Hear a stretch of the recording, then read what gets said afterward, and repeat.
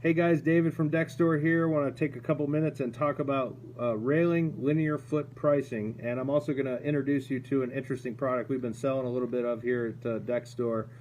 This one I'm going to use for an example today. This is Trex Select Rail.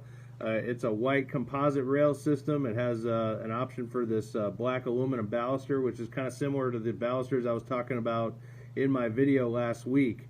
And where I'm going to be talking a little bit about pricing and estimating. I've used some numbers here that are close to what we sell the Select product for, but if you want a hard quote on your deck, I'd love you to come in and see me here at the shop or give me a call at 963-3325. It's 864-963-DECK.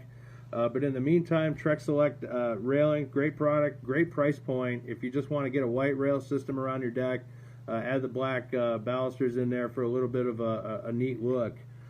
It's a great product. But in the meantime, what I really wanted to get at is why I don't generalize linear foot pricing for decks. So what I've got here is I've got three little real simple deck drawings that show how I've done a layout on a deck. So this one here is a 12 by 12, and then I did another one here as a 16 by 16. You'll notice that it looks the same because I wanted to give you guys an apples to apples comparison so that you understand how this math works. And then finally we're going to go over a 20 by 20, this one right here, okay?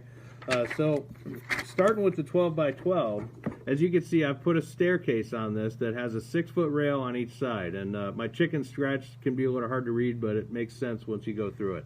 So what I've done with this is I've done a 12 by 12 deck, a staircase off the side with a 6-foot rail on each side, and then what I've done is I've taken my 12-foot run along here and divided it into two 6-foot sections, same across the front, and then here, because I have a staircase in the middle of my 12-foot run, I've got 8 feet to fill, so I'm going to buy an 8-foot kit and I'm going to cut it in half and create two rail sections out of one over here.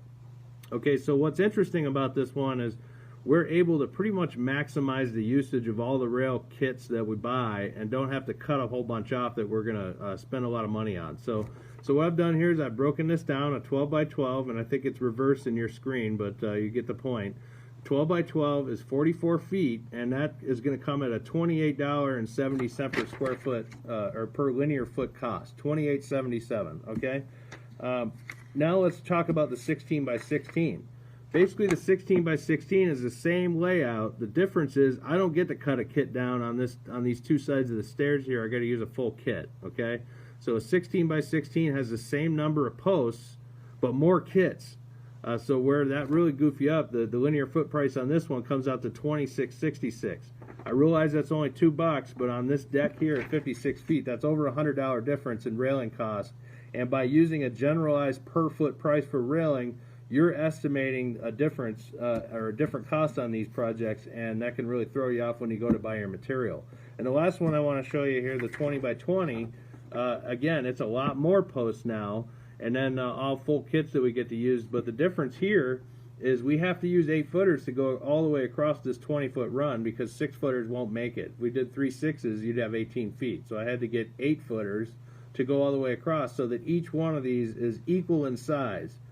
There would be those out there that might attempt to kind of compress all this stuff and maybe use an 8-footer in the middle and a couple of 6s on each side and try to make it, but my opinion, they should all be the same size. So a 20 by 20, this one worked out where the per foot price was right at the $28.95, which is real close to what the 12 by 12 was at $28.70.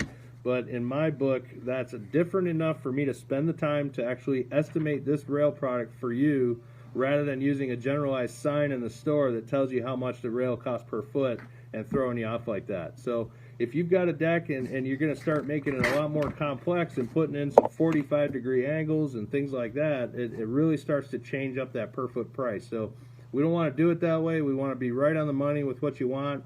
And these numbers that I showed you here, the $28.70, the $26.66, those are based on the Select Rail price for what we sell it here at the shop. So if you want to come by, I'll get you a quote on Trex Select Rail or any other rail for that matter.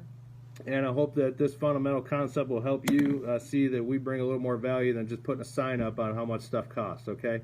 Thanks for watching. DeckStore, Dave, 963-3325. Again, 963-DECK. That's 864 if you're outside of the South Carolina area. Thanks for watching.